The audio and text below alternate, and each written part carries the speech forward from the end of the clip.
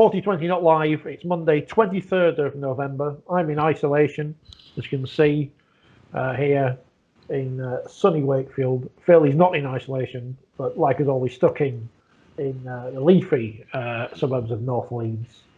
As it's grand final week, and we're not at Old Trafford doing a press conference, which is quite exciting, because that's tomorrow. Hopefully we'll be bringing you the best bits of that over the week. How excited are you, Phil, for grand final week? I am relief as much as anything. I think, a lot of hard work by a lot of people, particularly unsung. I mean, we quite rightly focus on the players, and what they've done is astonishing, and for less money, and that should never be forgotten. And the prospect of any sort of welfare out of the window, which again should not be forgotten. But there's a lot of staff at clubs, central administration, who've done an astonishing job just to get us to where we are.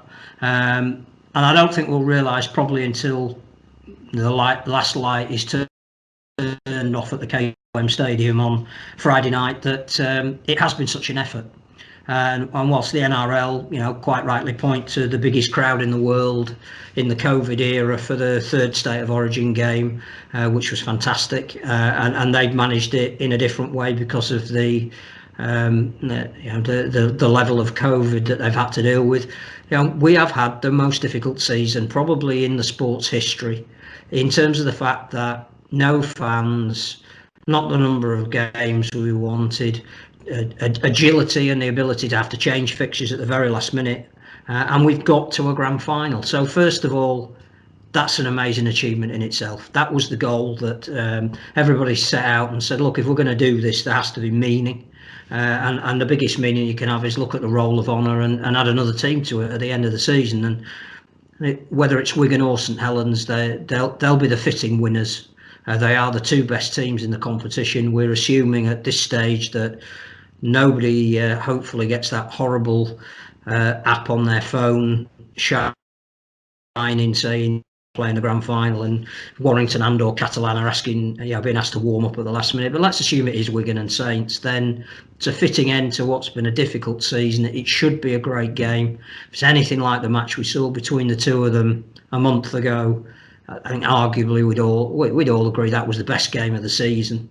So if we can have a repeat of that on a neutral venue, if the light show means that the players feel special, if it's anything like the Challenge Cup final was in terms of making an occasion out of something that is an incredibly difficult circumstance, then we should all be immensely proud, and anybody associated with the sport should tune in on Friday night, boost the viewing figures, and revel in the fact that it was tough, but we got there. Yeah, we're going to have a Wigan perspective on things today from Phil Wilkinson. We will have a Saints guest later in the week, so don't think we're biased against Saints, as some people do. It's a shame there's not going to be a new name on the trophy, but as I pointed out on social media last week, and loads of people have said the same as well, it's not the fault of Wigan and Saints that they're in the grand final. It's up to the other teams to actually catch up with them, and it's fair play to them that they've been able to do it for so long. Yeah, I also think that, again, things like that are not how you measured this particular season. We always said it was going to be about who had the best youngsters. Well, Wigan and Saints have, for years, had the best nursery. They were going to have to spread those resources. A number of matches we saw every team play where they had to put in some of their younger players. Now, a lot of those played probably a lot more game time expected, so the best of those have made the biggest impact over the course of the season, and those two teams are amongst the ones that consistently have the best youngsters. I think Saints started off the season relatively slowly because they had the World Club Challenge to focus on. They came back from lockdown as the most impressive team, but a couple of occasions since, there's been, their dominance has been exposed, which means that we don't have an absolute out-and-out favourite going into the final. And Wigan have done what Wigan always do, and that is crept under the radar a little bit, peaked when it mattered at the end of the season and got to a grand final. And as you say, yeah, great. Judge next year, where hopefully we've got a full season and everybody's recruited in time and everybody's had the length of pre-season they need to bed in their new signings. And we had Salford in a grand final last year. Let's not forget they didn't win it, but that was a new name in the final. I just think 2020 will go down as the year of just having to make the best of everything, and it's not a surprise that two of the best organised teams have got to. You mentioned Salford. Ian Watson, we knew was leaving. We knew he was off to Huddersfield. Then it was confirmed last week on the telly. He was there in some wonderful Sky studios outside the DW Stadium. Not a surprise he's going there, of course, and it'd be interesting now to see the job he can do with the Huddersfield side, who I don't want to say some could say have been sleeping giants for a long time, because they haven't been at the top. I know they won the league leaders in 8 years or so ago, but they haven't been at the top table. We're going back to the 60s, aren't we, for Huddersfield? I think that's the important thing why he's gone more than anything. It's potential. And it links in exactly what you just said about new names in the grand final. And he said that, the setup that he sees there is a top four setup. Right, okay. Well, you got the coach you wanted. You've got some of the young players coming through that you wanted. In Aidan Caesar, who's one of the 5 potential Man of Steel winners. We're recording this just before that decision is made, but he's in one of the new players in the dream team. I think they've got the ingredients they need for a period of sustained success. And I think what you said about that League Leaders Shield win is absolutely right. To win it 1 year as a one-off doesn't change the status quo. You've got to be up there every year. And we've seen Warrington have got close, but they've touched some silverware, but not the one that they've been asked to. We've seen that, Huddersfield have made the semis occasionally, but not mounted a concerted year-on-year challenge. Maybe Ian Watson is that missing ingredient. I think it's vital for him, as he said, that he took Greg Brown with him. I think Luke Robinson is still going to be involved, which is, that's a young and exciting and vibrant coaching staff. We saw that, Castleford had a highlight year, but hadn't as yet sustained or built on the back of that. And I think that's the excitement that Watson sees, that getting to 2 finals with Salford was astonishing. But every year, the price of that is to rebuild the team. And I think what he wants is the ability to go in there and say, I've identified A, B, C and D as the players I'm going to build my team around. I've identified, E, F, G and H as the young stars that if they make their progression count, then they're going to be the next generation coming through. And there's still a bit of shaping that I want to do with guys that I might want to bring in that knows the way and the style that I play. But he can see the fact that there's stability there.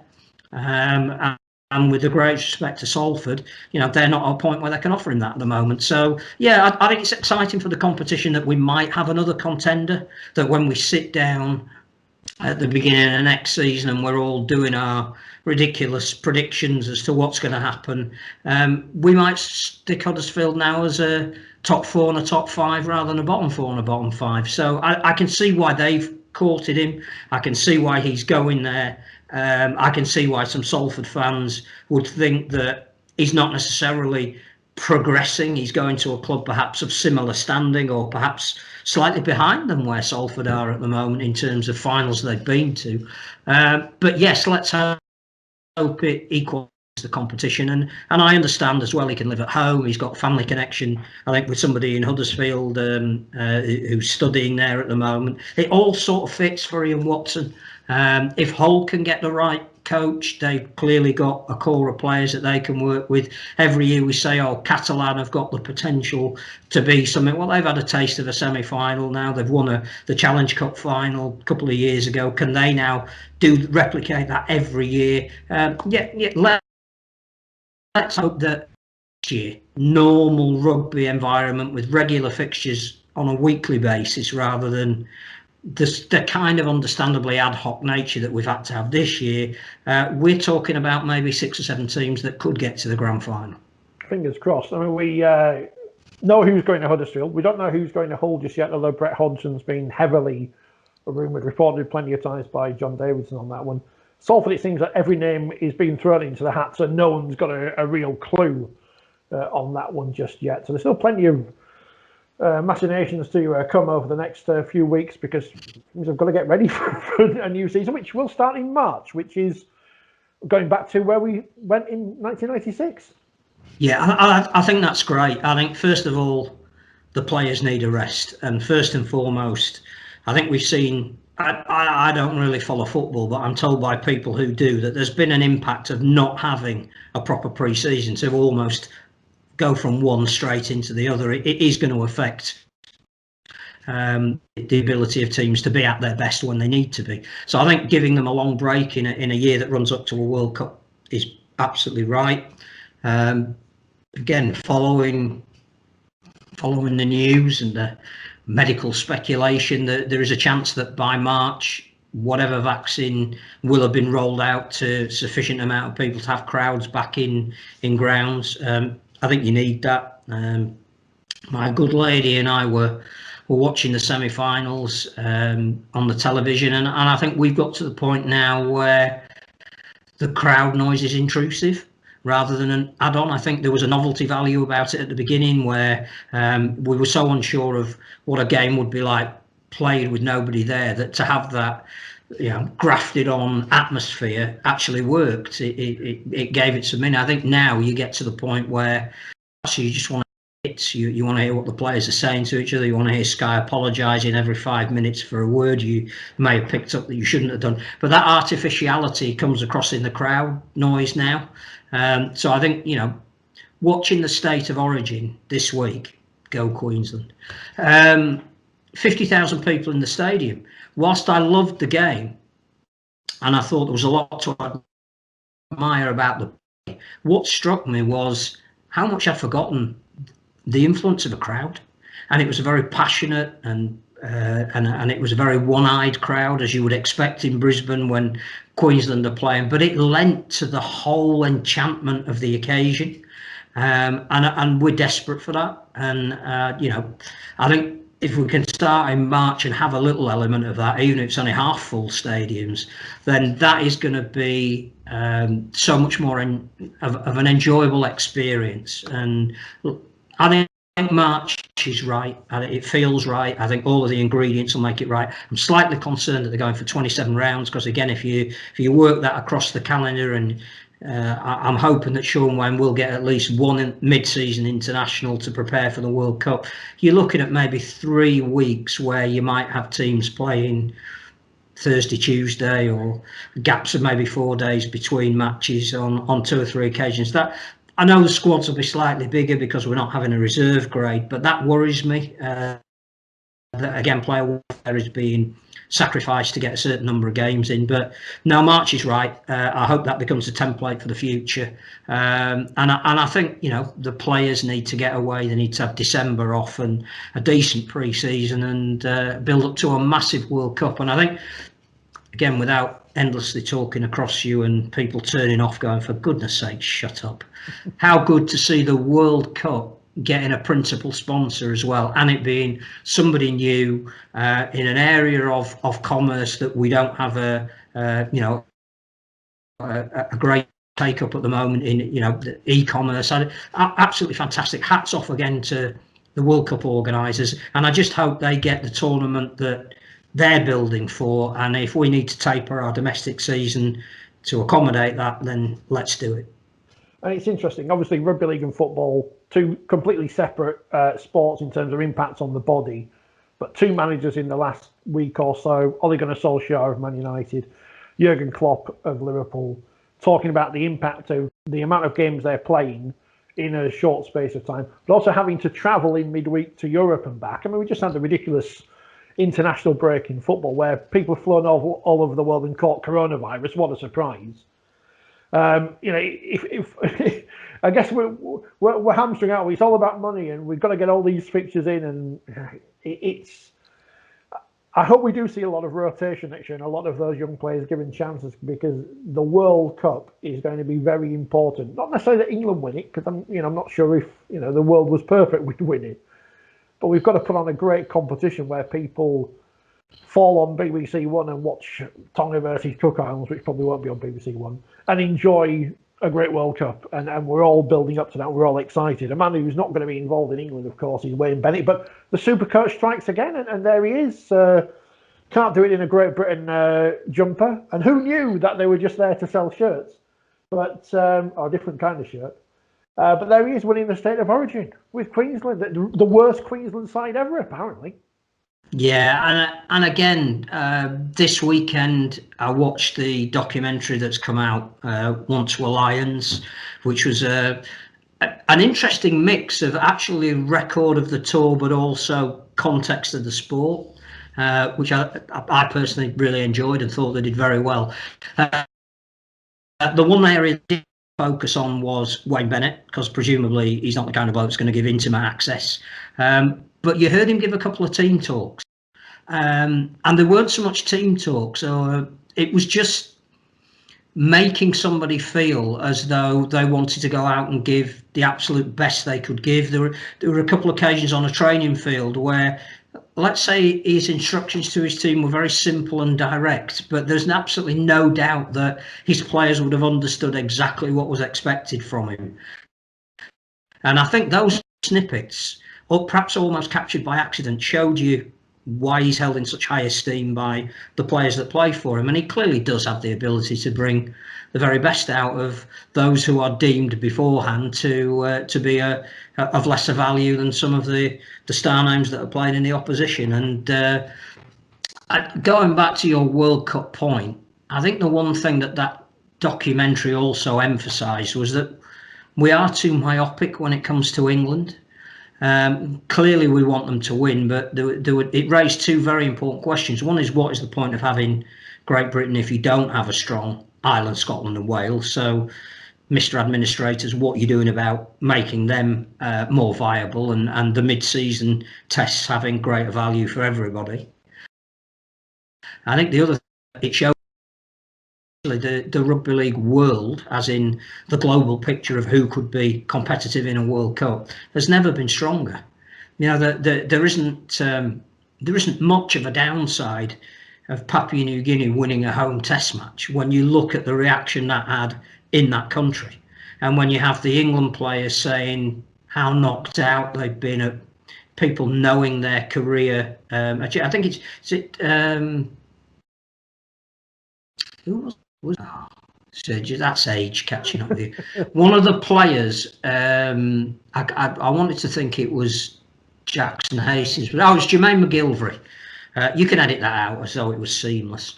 Who says, you know, he got off a bus in Papua New Guinea to go and visit a school and some children, and they were telling him how much they'd enjoyed his performances in the 2017 World Cup. And he can walk down in the centre of Huddersfield and nobody knows who he is. And I think, you know, so to have a strong Papua New Guinea, to see what Tonga have done, to look at the players that are eligible for Samoa, and say, wow, they genuinely could be the next Tonga, to look at the home nations and say, what can we do in a year to make sure that, you know, I saw Gareth Keir's tweet this weekend about Morgan Knowles saying, you know, it's great everybody's fated him and he's in the dream team, but he has forsaken Wales to play for England. And whilst he's a Cumbrian, you know, if we ever want Wales to be the strong nation it should be, then, you know, commit to Wales with the knowledge that you could then pinnacle that by playing for Great Britain. So I think we all need to look at the best way of moving the international game forward, in the knowledge that we get that right, and that is a quick win. That's low-hanging fruit at the moment. I mean, fingers crossed everything goes well next year, but if any of the teams have to pull out of the World Cup, we can always stick Cumbria in like how the New Zealand Maori were in the 2000 World Cup, just randomly. Before we move on to speak to Phil Wilkinson, just reminding me about the World Cup, Lebanon's new coach. I don't know much about his rugby league background, but the former coach of the Wallabies in the last Rugby Union World Cup, Michael Checker, has taken on the mantle of Lebanon's head coach. Again, it's a real coup for the sport. I think we could have made more of the story. It was supposed to come out last Friday across multiple media outlets, but, you know, hey, a journalist got hold of it and and broke it as exclusive on the Thursday night. And perhaps we didn't make as much of that as we could have done, but it hit a lot of media outlets. And I think once, we get to know who is going to be playing for Lebanon, is it going to be some of the star names in the NRL like in the last World Cup? I know they're going to have a strong domestic commitment in there, and anything up to 6 players. But we had Mitchell Moses playing for Lebanon in the last World Cup, and now 3 years on, he's one of the star names in the NRL and has played for Australia since. With a big name coach and some big name players, great. Let's see what Jamaica do as well. I'm genuinely excited by this World Cup, and I think timing wise, it might just be not only a pick me up for rugby league, but for sport in this country as well. If we can stage a big event and stage it well, then I think a lot of people will look at that competition and say, actually, I think it's a great sport and I've seen it, but the Commonwealth Games coming on the back of that in 2022, and I think it's Women's Football Euros that we're hosting as well, and various other things that have been put back. If rugby league is right up there as one of the first genuinely global tournaments post-pandemic, we could win a lot of friends and influence people. And I think Kazoo have seen that. That's one of the reasons why they want to get involved in it. Genuinely is a 7-figure deal. So, it's not free pizza. Which is always good. Hopes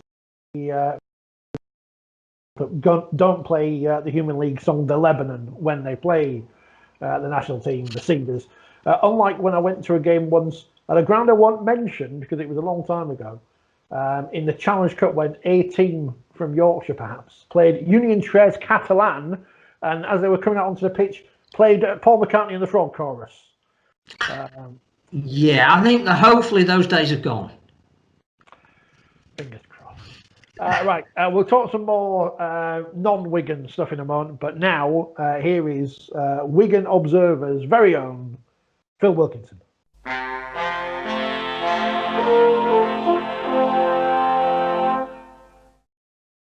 Where do we start? It's grand final week.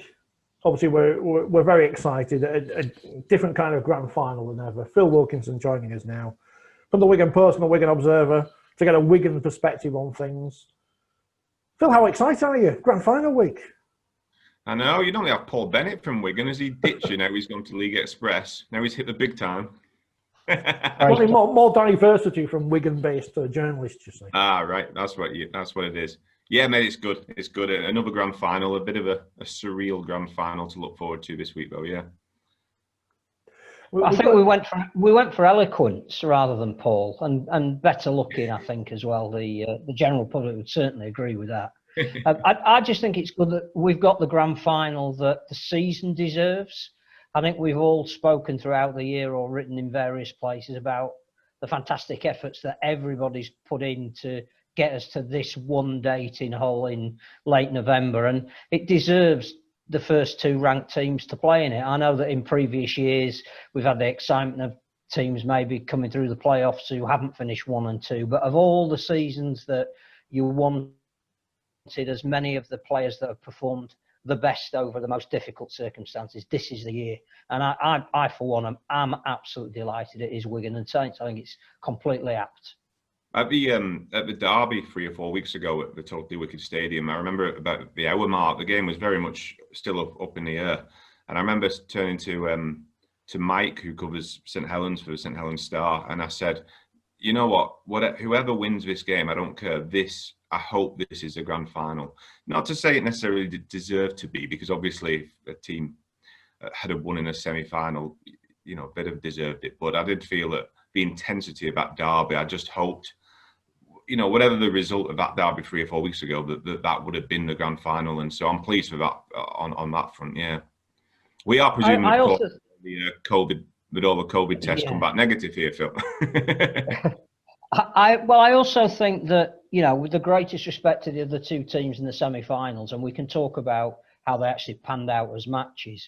The truth is, the playoffs were extended. Hull was 6th. and their record was virtually 50% for the season. And obviously the Dragons played less games than everybody else through, as we've all said, nobody's fault. It's just the way things have panned out. So for either of or both of those two to have made the grand final, they would have deserved it, but all of the effort would have been sort of undermined by the two of them being centre stage, if you like. Yeah, completely agree on that front, mate. I mean, I thought with Hull last week, going back to that derby I mentioned, Wigan St Helens, they were flat the week after when they played Huddersfield, and they all said that the derby had taken a lot out of them. And going back to that Hull performance against Warrington, I just felt like that was almost, we got so up for that game, that was almost the final, and I didn't think they'd be able to back that up a week after. I know people were saying, oh, the battle hardened, they've got momentum going into it, but you ask for players, and a lot of them will say it does take, you know, when you see such a high intense performance from a side, it is hard to back that up 6 days later. And I thought that's what you probably saw with Hull. I thought you would have needed Wigan to have been off to have lost that game. And Saints were always going to beat Catalan, especially after the disciplinary of Mickey Mackin, especially with him being ruled out. I didn't think Catalan had a chance. The shame for both of the teams that lost was that underpinning both of their performances was their own indiscipline, and I don't think there could be any argument that the scoreline reflected the fact that you can talk all day about whether Josh Griffin's incident was worthy of a penalty or not. You know, yes, we see a lot of players, if you like, getting in the face of their opponents if they can see an advantage, but that was more like a scene out of Benny Hill. It deserved a penalty. I think the Dragons at the moment, to me, and we've spoken about this before, and I know you've looked at it as well, because there's a strong Wigan core that runs through that team at the moment. To me, they just seem to have lost their identity. You know, the first thing you think about of a team that represents France is that they play open, attractive, uncompromising rugby. And they've lost the open, attractive bit and just retained the uncompromising. Yeah, they're certainly a niggly side, aren't they? That whole penalty, I mean, I think it was about, I want to say this time last year. Obviously, this time last year would have been the off season, but about the playoffs last year, when they almost introduced that rule where they kind of said we're going to clamp down on that kind of gamesmanship. And I remember a couple of days later, Oliver Gildart got pinged for a penalty for a similar offence, and I remember Adrian Lam saying at the time, look, if you're going to not change the rules, but kind of change a directive where you're enforcing a particular rule, don't do it mid-season. Do it at the start of the year. And so that rule has been in place all of this year, albeit it's been an interrupted year. And it obviously was a turning point where Hull, lost the discipline. Instead of having they'd have had a great position to score there. Instead, it's a penalty to Wigan. To call it the turning point of the game, I thought was a bit of a stretch, because you then have to presume Hull were going to score and then presume that Hull were then going to carry on and going to win. I mean, keep in mind, Wigan's last game before that, they'd only conceded one try against Huddersfield, one try the week before against St Helens, 2 against Salford the previous game. Their defence has been pretty good these last few weeks, so I didn't think it was the defining turning point, but it was obviously an early flashpoint, and from that point, Wigan took a grip of that game and never let go. So I want to talk about Adrian Lam, you just mentioned there. Obviously, go back a couple of years now, Sean Wayne's leaving. Adrian Lam's coming in as a kind of set-up man for Sean Edwards. Sean Edwards doesn't come. Adrian Lam takes the job on full-time. Midway through last season, Leeds get rid of David Ferner. At a similar time, Wigan could obviously have party coming with Adrian Lam, but they go on and win the League Leaders' Shield this year, get to the grand final. Tell us about the job he's done and what kind of a coach you see from the sidelines.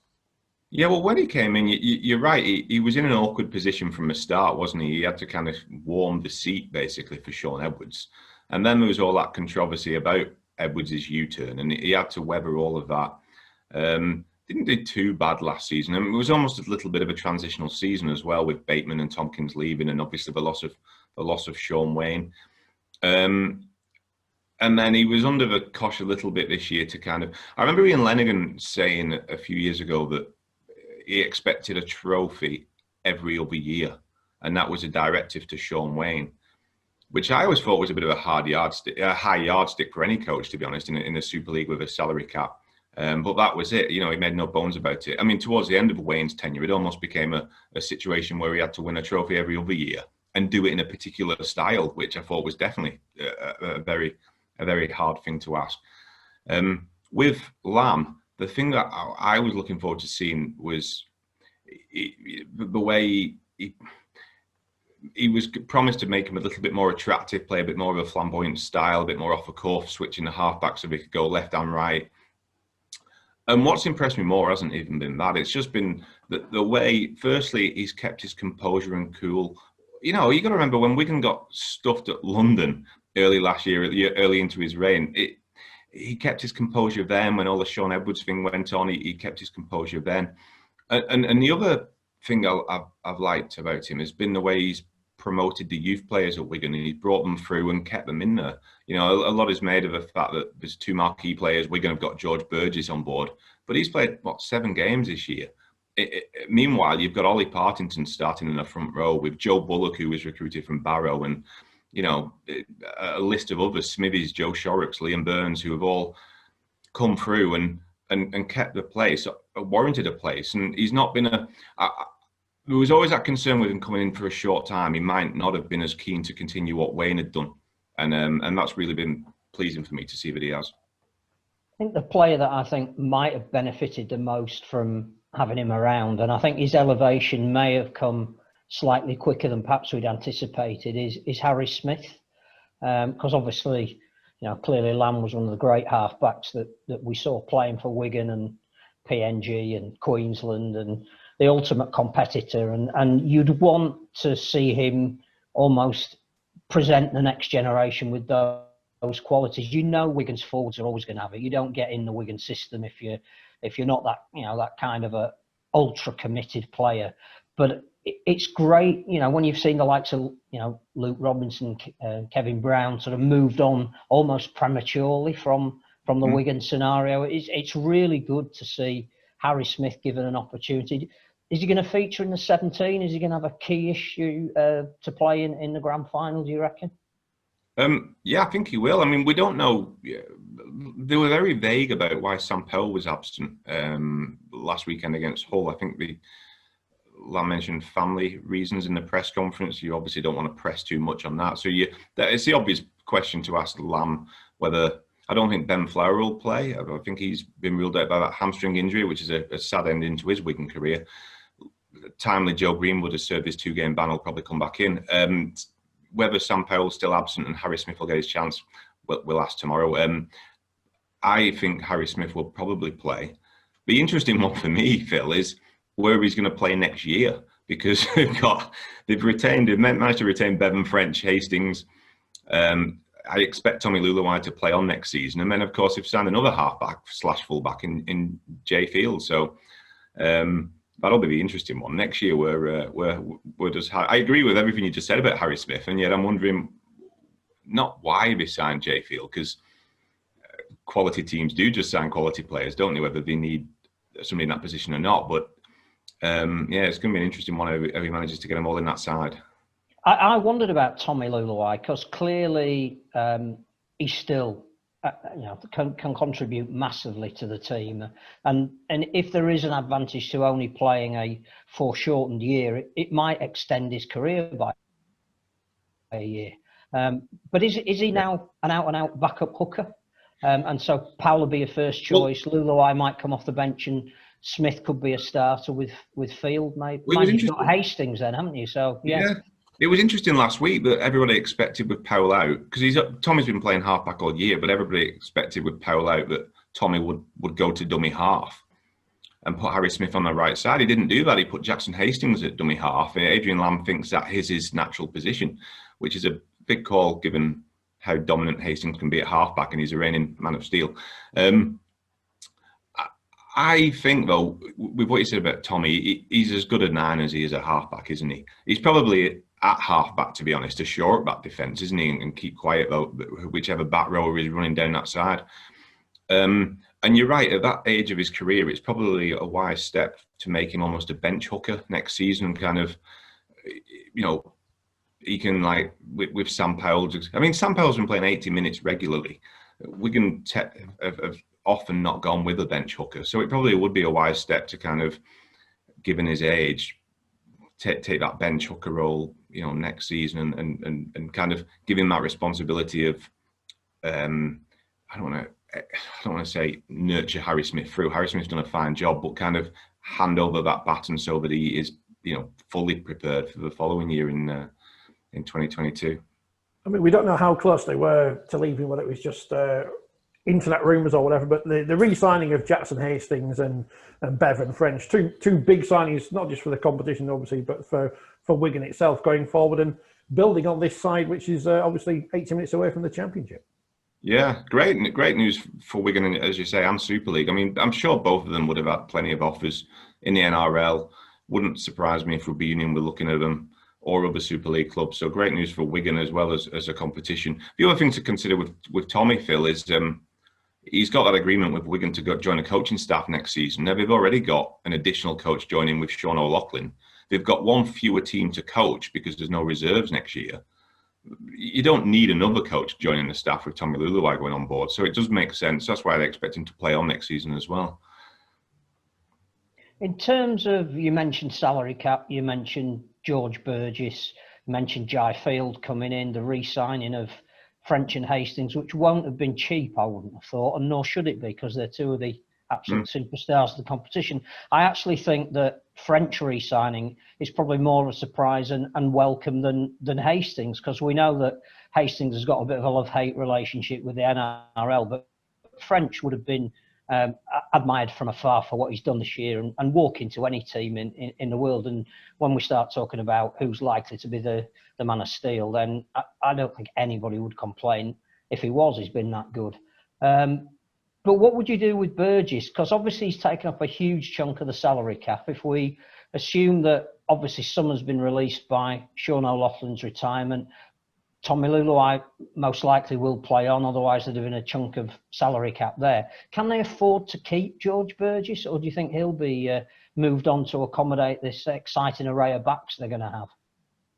Yeah, I don't know, because I mean, financially they'll have a little bit with Joe Burgess moving on. I think he's going to Salford.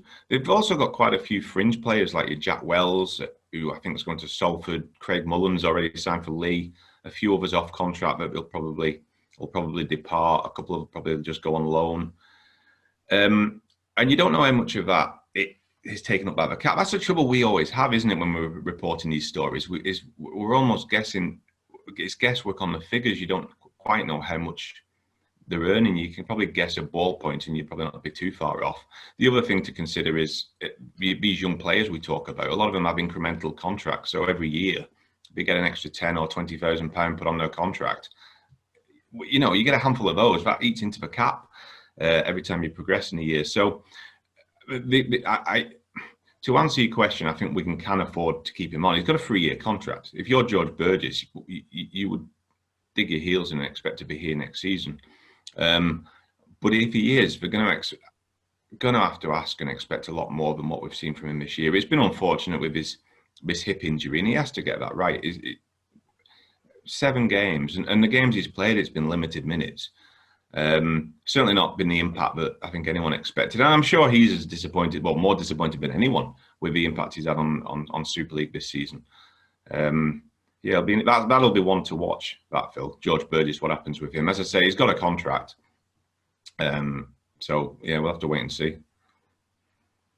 I think we also know the salary cap will be less next year. Now, whether that's explicitly less or it's just a gentleman's agreement that the £300,000 each team has got to pay back to Sky is the salary cap they're working to, that we don't know yet, do we?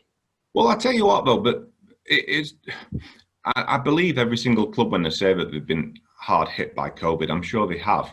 But I expected it to have more of an impact, I must say, on not only next year's plans, but on the back end of this season. I mean, they all took pay cuts, and yet a lot of the clubs recruited and strengthened the squads for the back end of the season, even though they expected crowds to be back in and they weren't. Now, whether that's because they asked season ticket holders not to claim a refund and there was a high uptake on people who didn't, I don't know, but I was expecting there to be a lot less recruitment across the board than there has been already for next year. I don't know whether I can't explain it. I don't know about you. I don't know how you thought about that. I just thought I was. I mean, given the quality of the players that some of these clubs are signing as well. I think that also applies at championship level. I think some of the recruitment that's been done there, and clearly that is a reflection, as you've said, of not having a reserve grade next year, not having the dual registration system. So it's going to be more of players on the market, perhaps, who would have been stockpiled by Super League teams in the event that they needed to run the reserve side as well. But some of the recruitment in the championship makes it a really exciting division, and there's been a lot more movement there than I thought there was going to be. I pretty much thought most squads would go with what they had, but that is going to be a fine competition in its own right, irrespective of the political machinations of one of their teams joining Super League and a League One team joining the Championship.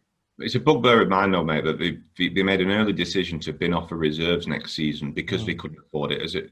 No excuses. It's a cost-cutting exercise. And then at the same time, in the subsequent weeks, we've seen so much spending and so much recruitment for 2021. I'd have preferred. I do feel genuinely sorry for any player who's 20, 21 years old who will be left, from what we can see, in limbo next season. It goes back to what we had a couple of years ago, and it's just unfair, and it's just ridiculous, the system that they had. Whether they extend the academy age group next year or manage it with dual reg, I'm not too sure. But the sooner they get that reserves up and running properly, a proper competition, the better for me.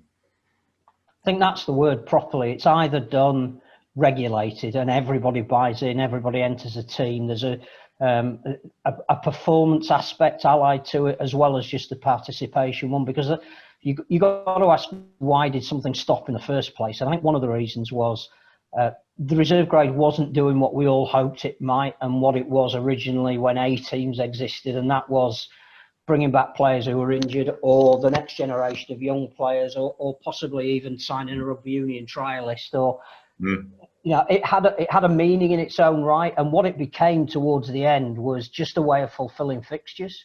And we lost the essence of it. So I think if we got that back and everybody bought into that and spent sufficient on it to make it worthwhile and viable, yes. What was wrong? Do you remember why, or whether there was any complaints with the old system? But the last one we had, I think, was an 18s and an 18s academy and a 21s, which would allow like 3 open age players, for example. I think it was about 2010 or 2011. I went to a grand final at Knowsley Road. Must have been 2010 then. And the Wigan side had, I think Amos Roberts was in there, and Cameron Phelps, Carl Price. It had like 3 or 4 open age players in the 21 side. I don't know why that system was ditched, to be honest. I don't know why they went to an Academy 19s. I thought it worked quite well.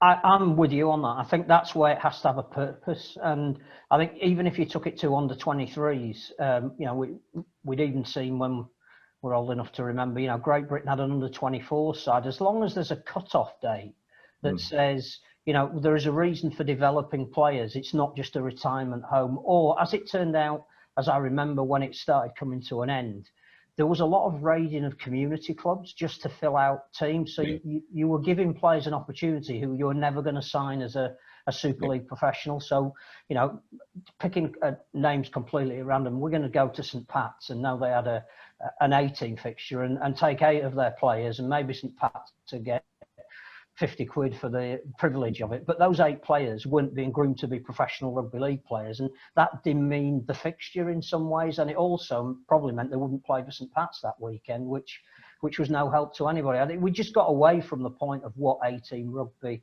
should have been about. And I think putting age levels in it, and you get that step up then to producing a Super League player who's played against men, if you like, which is why we brought in dual registration with championship clubs, because it was almost that physical test that they needed more than anything, rather than a skills test.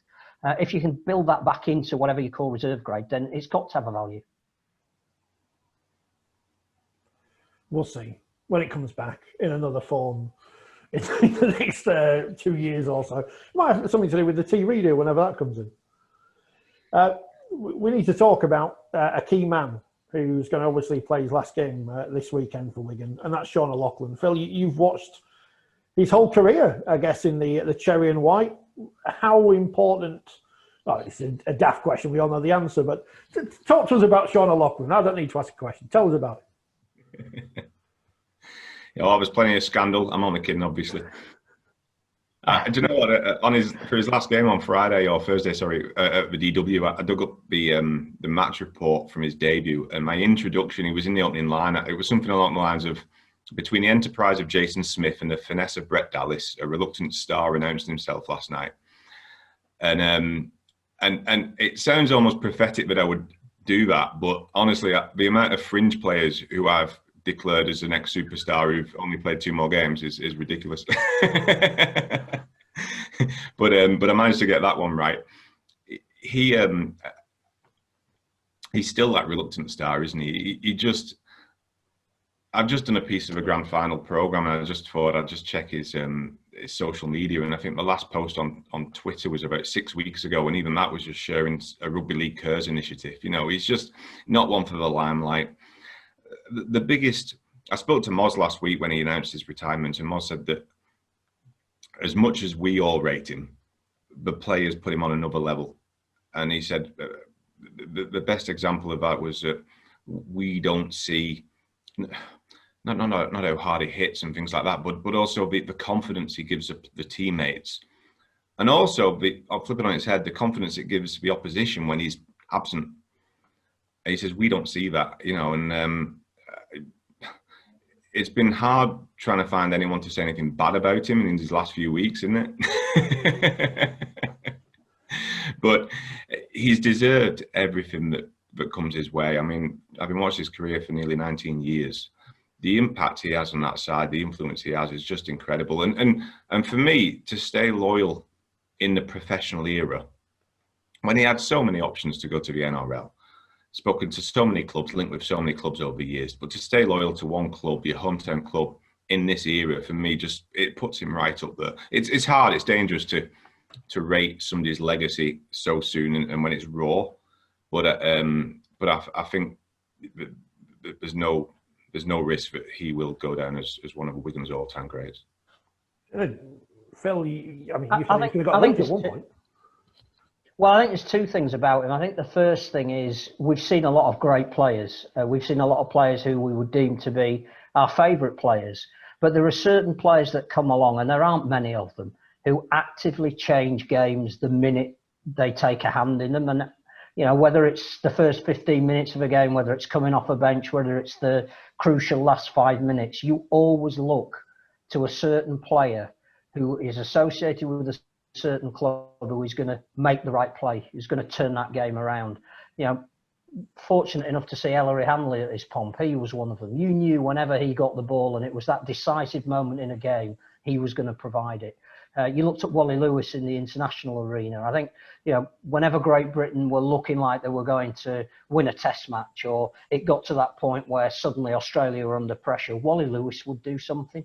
To the same extent, Darren Lockyer might as well. There are very few players that define matches by what they do. Sean O'Loughlin is one of them. There is absolutely no doubt that every fan of every club would say they knew he was going to do something when it really mattered in the biggest of big games. And that is the mark of not just being a great player, but being one of the greatest players. I think the other thing is, talking from the perspective of when he could have left, you ask why clubs would be interested in taking him. And there is no doubt that 2 years ago, when Kevin Sinfield wanted to rebuild whatever culture is in a sports dressing room, the one player he wanted to bring in was Sean O'Loughlin. And it wasn't just paper talk at the time. There really was something behind it. And what it was not what he could bring on the field. I think everybody knew that he was coming towards the end of his career and injuries were going to take their toll. They wanted him at the club because they knew that having him at the club would change the whole direction of the club. The nearest they could get to Jamie Peacock returning, for example. And again, I think when people within the game start telling you that we need this guy because his influence is so much more than what you see with him with a ball in his hand, you realise how special he is. And going back to the grand final and why it's apt and appropriate, if we can have Sean O'Loughlin and James Graham on opposite sides going out on this end, field together, that's brilliant because they both deserve it. They have been amongst the best we've seen for very different reasons. But O'Loughlin is the epitome of the modern rugby league player. The fact that he could be in every dream team because there hasn't been a loose forward to surpass him, even if he's only played 5 games that year, you still went, my default position is Sean O'Loughlin has to be the loose forward. That tells you everything. He has been the most astonishing servant. I almost want to say he's almost the last loose forward in the way that he plays. That we grew up watching the loose forwards. They seem to be an extra back row, an extra halfback these days. But Sean O'Loughlin could do everything. Yeah, I remember a game at Catalan a couple of years ago. I think they were 17, 18 points down, and Sean O'Loughlin, I think George Williams went off, and so he moved to halfback, and he literally, what Phil just said is spot on. He literally did just take that game by the scruff of the neck and got them the win, and Steve McNamara just full of praise afterwards. Even that World Club Challenge last year, Trent Robinson, full of praise for him, wasn't he? Just saying he was the standout player in that World Club Challenge defeat that Wigan had against the Roosters. So yeah, great servant. And as you said, Phil, what a fitting finale. I hope James Graham, I don't know the head knock protocols. I hope he is playing, because that would be the fitting send off, albeit without any fans voting it at Hull. Well, this is payback. You see, Super League have paid back for all those times Darryl Powell's moaned about having to go across to the Totally Wicked Stadium throughout the year. Now everyone has to go the other way. Well, there was a Hull derby at St Helens, wasn't there, a few weeks ago? So I suppose this has been flipped on its head. Hey, Phil, let me ask you two. You mentioned that he was in the dream teams then. How do you think the Legends dream team is compared to the one that you guys would have picked?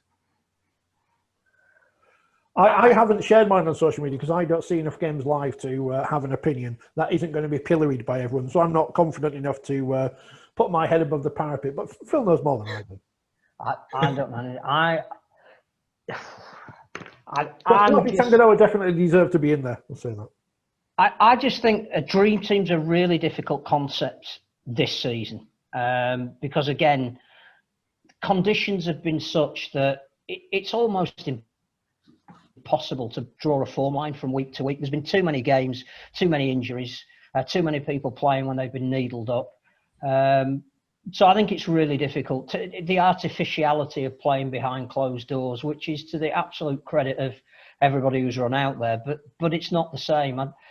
I also think Phil wrote a really good piece about the provenance of how you decide who should be in the dream team, and now it's moved away from journalists, which is probably not a bad thing in itself, through to the Man of the Match awards for the Man of Steel, and again, people who put their hands on the ball a lot win awards, and they're not necessarily the people that win the games. And I know that we probably all worked where you're asked to mark players, and you're almost doing that at the end of a game. And what do you remember most? You remember either the key incidents or the people that were around the ball the most. I think that the problem, I think, is you should never pick a man of the match till you've got the match statistics.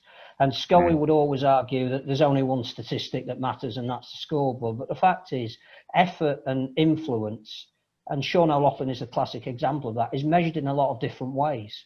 And one of the ones is to look at the overall stats, which is involvement over that 80 minutes. And it could well be that somebody who perhaps hasn't been mentioned a lot in commentary has been by far the best player on the pitch. And I think the other thing is we don't know what players are asked to do. We're not privy to the fact that a coach has said to them, your job today is not offload the ball.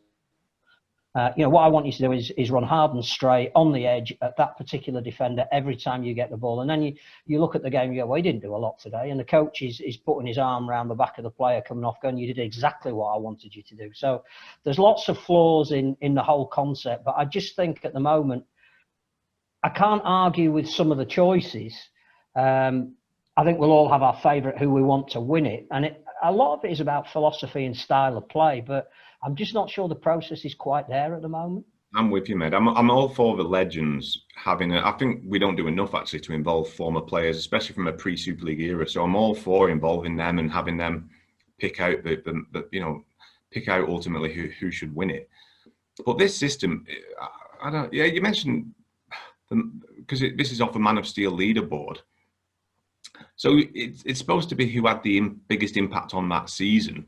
And the way of gauging it is who's got the most man of a match awards, effectively, the 3-2-1s. And I just think, as you mentioned, the halfbacks and the hookers are people who do touch the ball. And especially the ones that was, I think over a few years, you'll get a pattern here, Phil. I think the players who are at the bigger clubs will win fewer of these Man of Steels because it's harder for them, in my opinion, to get these Man of Steel points. I think they got it right, actually, last year with Jackson Hastings at Salford.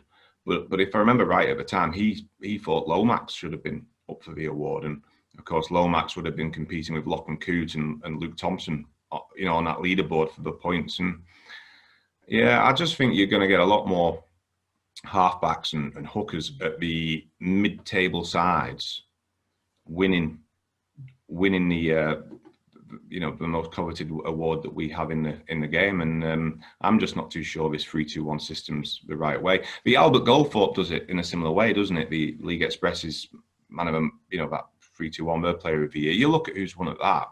I think Danny Bruff's won it 3 times. Scott DeRoe, Michael Dobson. Halfbacks at mid-table sides, and it, in those years they probably had good seasons, but were they? It doesn't. I don't think it marries up with the Man of Steel award, does it? So I don't think they were the best player of the year. So it'll be interesting. We'll probably need a bit more of a time frame, doesn't it, to see whether this system does work. But yeah, going to be. I'm with you. I'm a bit sceptical about whether this is the right way. And it should be an award for the best player of the year, shouldn't it? We just had the Rugby League Writers and Broadcasters Association award come out last week. I was torn between Alex Walmsley and Bevan French up until the last minute, and then I saw the Wigan game against Hull, and I thought, right, I'm going to have to go with Bevan French, and everyone else did as well, so it's all right. And that is, you choose who you think has been the best player of the year, and you're right, it's a flawed system, but it came in because the players couldn't be trusted last time. We voted for the Mits. No, well, they messed. Yeah, it was their fault, wasn't it? Too many players took the mick. Yeah, I just think though, when you've got Bevan French and Liam Farrell obviously competing for those points on that leaderboard, it's going to be tougher for them to win the Man of Steel. Yeah, I'm going to go on, Phil. I was going to say, I think that if we were all to pick the players that we've enjoyed watching the most this season and we think have had the most impact, and you were going to restrict that to 3 nominees, 2 fullbacks would be in there. I think 2 of the most entertaining and enjoyable players I've seen play this year are Bevan French and Lachlan Coote, but they're not in the voting for Man of Steel.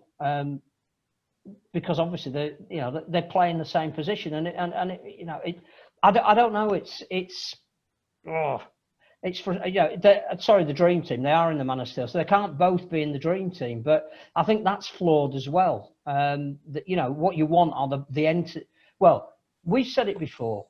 There should be 2 awards. Man of Steel should be exactly what it says. So you look at a Liam Farrell, you look at an Alex Walmsley, you look at a James Roby. They are men of steel. And under the, however you want to define the word steel, and even acknowledging the fact that it was a steel firm that originally brought up the prize for the first award. I think you also needed to have an entertainer of the year. So you've actually got 2 awards that are of equal value, and one is the player that you would pay money to go and see because he gets you off your seat every time and that for me, that's Bevan French this year. That every time he's touched the ball, there's been a frisson of excitement, whoever you support, and that.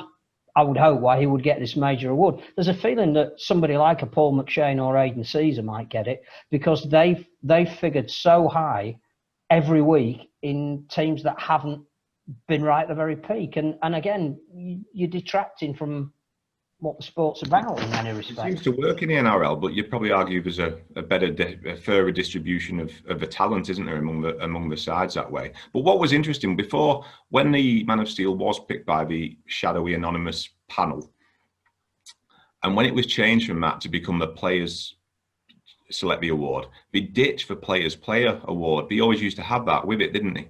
And now they've gone back last year to this new system where this, they've ditched for players can pick it. They've got this, the Legends leaderboard. They've not revived the Players Player Award, so I don't know why that's not been done either. I suppose it would just be whether it's a contradiction if two people kind of get the, two different players get the awards. It's almost whether it undermines that system, but yeah. We have run out of time because it's going to cut me off in less than a minute. So how many points are we going to win the grand final by, Phil? I tell you what, maybe should be pretty confident after the last few weeks. They keep going back to that Leeds Cup defeat in the semi-final, and they have been a different side since. But listen, I'm not too confident because anything can happen. Look what's happened in the past before. With red cards or a player withdrawing the day before, and in these COVID crazy times, I'm not going to predict too much. But fingers crossed for me, but we get a Wigan win. Plenty of spoken there by Phil, and we mentioned Sean O'Loughlin a lot there. Obviously, James Graham we'll talk about later in the week, and Gareth Ellis is retiring again. Not quite getting the same fanfare this time, but I think everything we said about him a couple of years ago still applies, and a great talent who did it on both sides of the world. Yeah, I think we said that Sean O'Loughlin is I think Phil pointed out, and great to have him on because I wanted him to come on for a very long time. Love the columns he writes analysing the game. It's a player's player thing. I'm not sure that those of us who are absolutely privileged to even talk about this sport fully understand what it means to those that put their everything into it. When they say this is a true great, I don't think we fully appreciate what that actually means. But people who we admire, you look at who they are extolling and you think they must be something absolutely unbelievably special. And there is no doubt that in James Graham, in Sean O'Loughlin and in Gareth Ellis, three of the absolute very, very best. We both had the privilege of seeing Gareth play live when he was at the beginning of his career. You read the testimonials that he got from West Tigers, and not just from the guys he played with, but like with Adrian Morley in the NRL, with the players that he played against that said, wow, goodness me, every week I'm playing this guy. He is something else. There's absolutely relentless about him. He's just so good in everything that he does that when we see his name on the team sheet, we are ultra aware. Astonishing, player of the year 3 times running at Wests and a Pommy to boot. You have to be 6 times as good as everybody else just to even be spoken about. And I think all three have got something in common. Again, James Graham was highlighted in the video we were talking about earlier. He doesn't have the right temperature of frothy milk in his coffee. He can be a prima donna, but everybody will do what he says because he's the ultimate gladiator. They want to follow him. And you watch all of those halftime team talks, and he's doing them. It's not Wayne Bennett. It's not Danny Ward. It's not Ian Watson. It's James Graham. He's the guy who's telling the forwards exactly what's expected of them. He's the guy who's telling the team, exactly what he thinks they can still do, even if they're behind at the break. You look at Sean O'Loughlin, who doesn't say a lot and never has, but the team he plays for is a different team when he's out there on the field, and because he can have such an influence whether he's got the ball in his hands or not. And you look at Gareth Ellis, and I think Gareth wanted a challenge when he came back from the NRL. There were, I don't think it is apocryphal that every single Super League club at least inquired as to his availability. But it came down to effectively 2, and that was going back to Leeds, where he'd already made his name. I mean, his first game was winning a World Club Challenge. His last game was winning a grand final. So nothing to prove. They wanted him back because they knew what he. And Hull.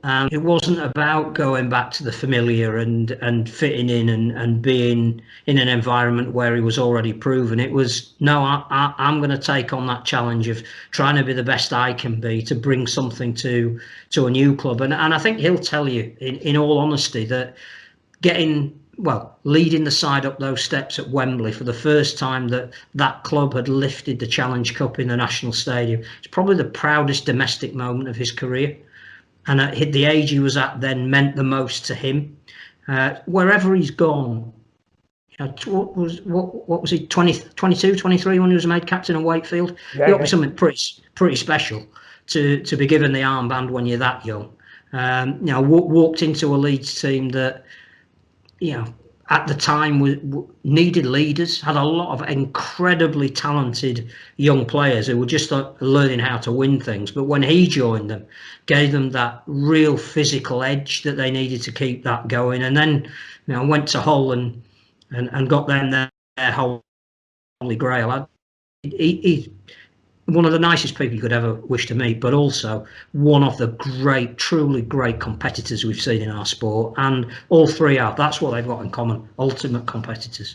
I've just checked on when Ellis played at Standoff, and it was in, I think his greatest performance in the Wakefield shirt was for the playoff game at Hull. I think it was one of the first games at the KC Stadium, and we absolutely battered them that night. We were superb.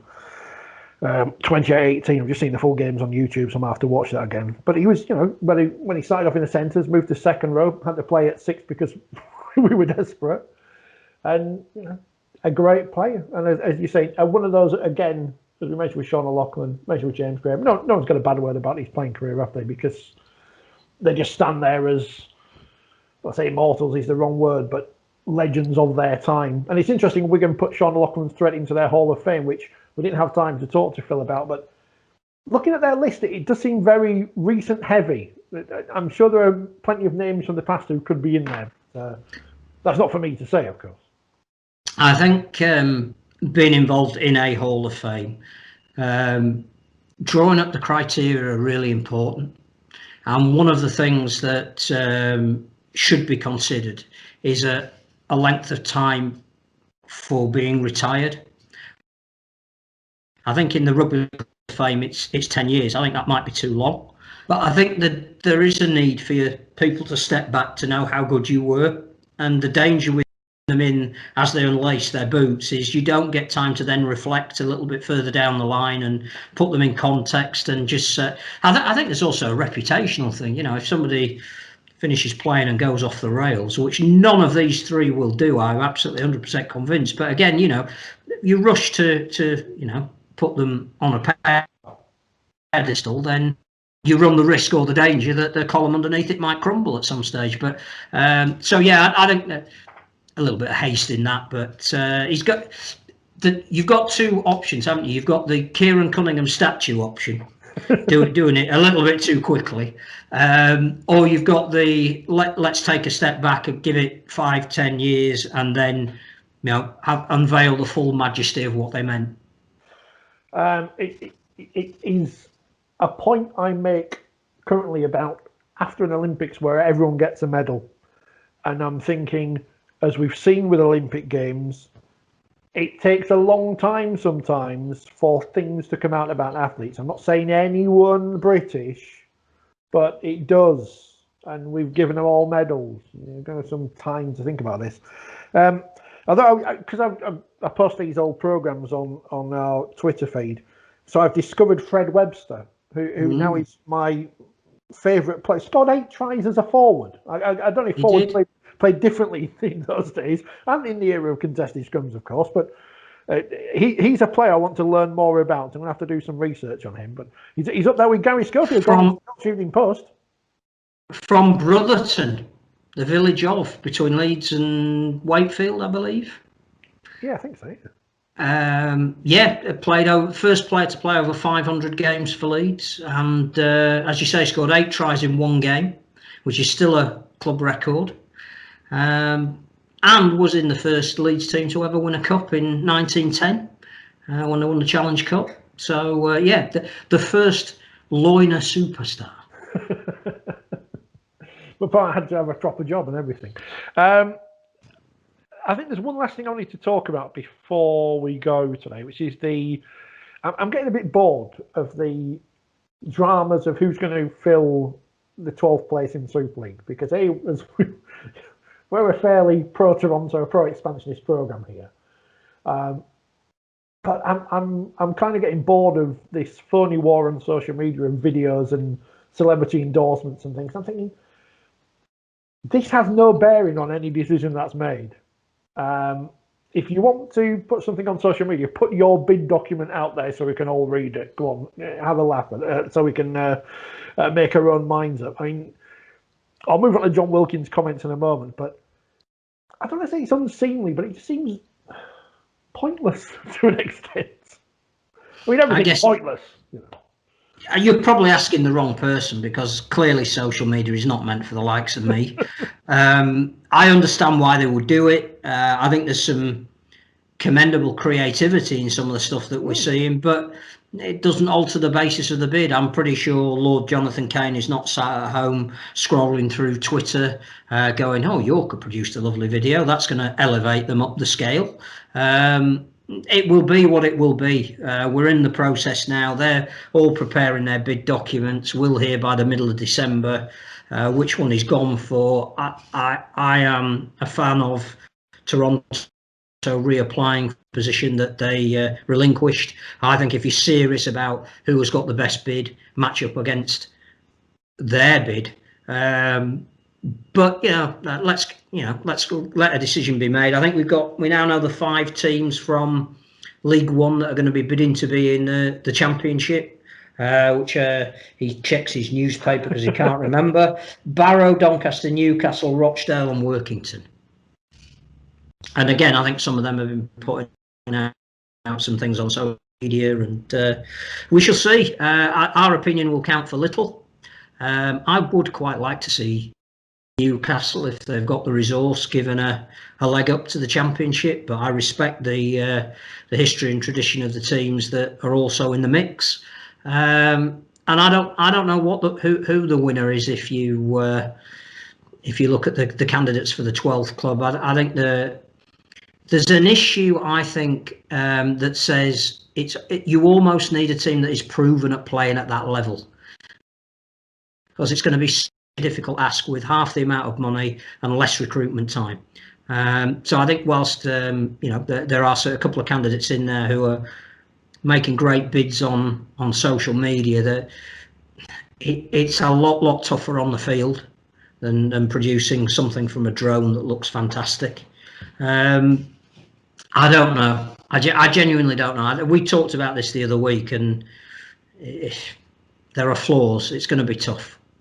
Greg Dyke's come out for York as well, which is good. It's a shame that he didn't come out for Rugby League when he was running ITV back in the 80s and put some more on nationally as opposed to just Grenada. I cannot wait for Featherstone to unveil Brian Barwick. John Wilkin, who was on the excellent Radio Manchester Rugby League show yesterday, for Bleed Extra, I think it's called, isn't it? If you want to put in Lee again, right, I'm not joking, but from an outside perspective, it adds nothing to the game, said John Wilkin of the media these days, which upset Derek Bowman. So Derek Bowman versus John Wilkin on Judge Rinder coming up soon, I guess. It's just, and whatever decision is made, it's still going to cause more bother going forward, isn't it? I mean, John and Martin Vickers did a press conference at the beginning of last week to unveil the GoFundMe page for mainly Toronto staff and the fringe players who have had nothing for 6 or 7 months. I saw some people railing against that, but clearly a worthy cause. I think the issue is if you get bogged down by naming teams, you miss the point. And I think what John is trying to say, and certainly what Brian McDermott was trying to say, very, very eloquently, I must say, using phrases like, Brian pointed out that if the terms and conditions for application to Super League were 25 years ago, they were set at a much higher bar than they are now. And I think he used the frame that smacks of the game walking into oblivion, were his words. Very, very powerful stuff. And I think that if you move away from naming individual teams, you get to the core of the issue. And that is, we should be talking about structure and policy and vision and documents that are not about one team in any one given year who may be in one division or another, but actually a view for the sport. And I don't want to overly plug 4020 magazine out. But there is a piece in there by Eddie Waring. And I think we may even have mentioned this last week, that some people have now clearly read, because I've had some very kind feedback correspondence on it. But what Eddie said was exactly 70 years ago, and about expansion and the reasons why it wasn't working and wouldn't work. And they're exactly the same reasons that we're talking about all this time later. I think when it's the reasons that are wrong, not the clubs, because clearly he was talking about a different set of clubs. He was talking about a Blackpool that didn't even exist at the time. You know, we could expand to Blackpool. What a great idea. Sheffield. But it didn't work then, and it hasn't worked now, because the fundamentals behind it are wrong, and there isn't a vision and a strategy and a plan and a stepping back from vested interest.